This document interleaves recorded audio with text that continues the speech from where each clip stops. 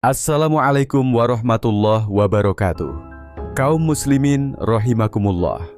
Al-Imam Al-Ghazali, seorang mujaddid abad kelima yang sangat berjasa bagi umat Islam, seorang yang sangat alim bergelar Hujjatul Islam dengan puluhan karya monumental. Kini dengan munculnya ustadz-ustadz yang katanya salafi ini, mereka beramai-ramai kritisi Imam Ghazali, beramai-ramai senggol Imam Ghazali, bahkan sampai ada yang mengatakan sesat dengan tingkat kesesatannya yang berbeda. Sungguh sangat miris sekali, di saat Imam Ghazali dahulu berjuang menegakkan tauhid dengan membungkam para ahli filsafat Yunani. Kini, seakan perjuangannya menguap begitu saja, saat mereka yang tidak mengetahui sejarah kehidupan beliau, beramai-ramai senggol Imam Ghazali, mereka seakan mengkerdilkan pemahaman agama sang imam.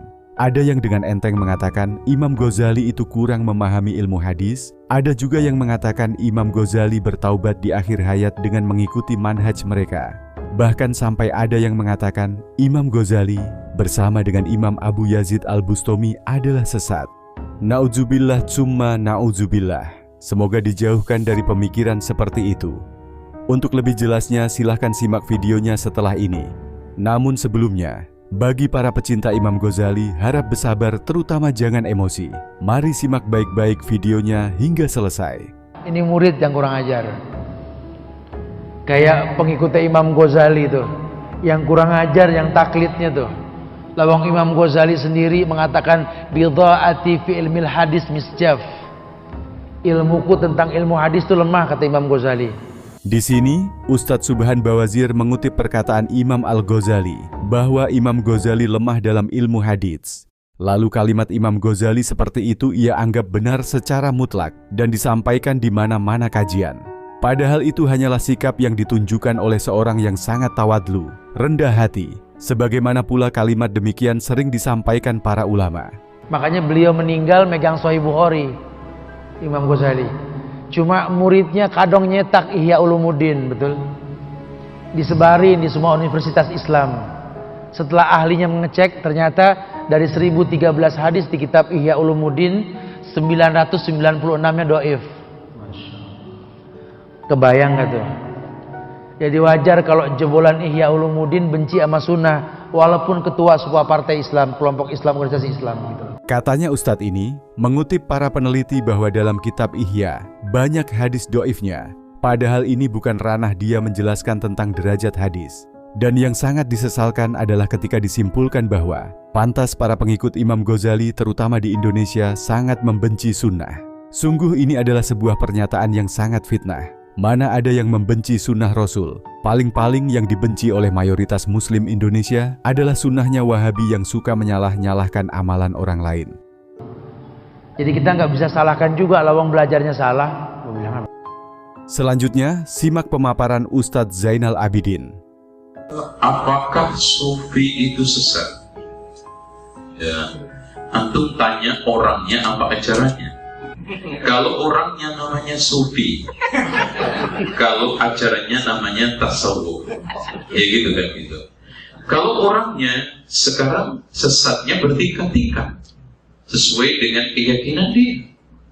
Kalau tasawufnya Ghazali beda dengan tasawufnya Abu Yazid Al-Bustami, Al-Halash dan Ibnu Arabi. Ya. Karena kesesatan itu bertingkat-tingkat, sebagaimana kebaikan juga bertingkat-tingkat. Orang beriman bertingkat-tingkat enggak? Sama. Ketika orang baik bertingkat-tingkat, maka orang jelek juga bertingkat-tingkat. Ada yang ringan, ada yang sedang, ada yang parah. Tapi secara umum, tasawuf itu dibagi menjadi dua. Tasawuf yang versinya tasawuf Ghazali yang ketika sampai pada tingkatan spiritual maka Allah menunggal sifat-sifatnya.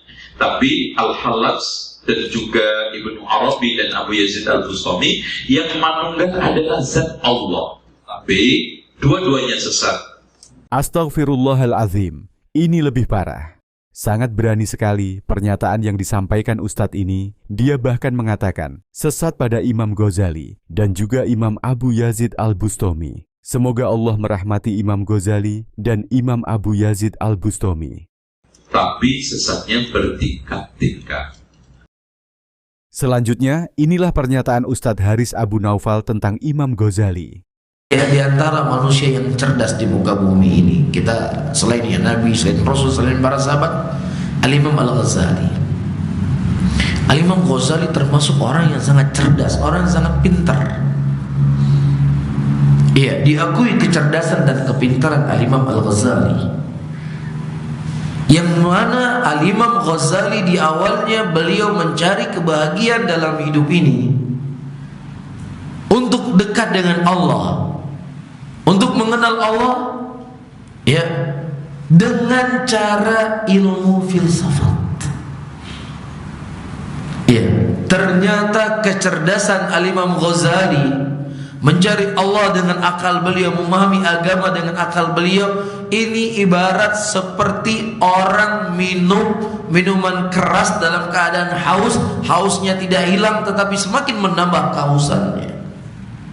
Tidak pernah merasa dahaga, tidak pernah merasa puas dengan apa yang beliau cari.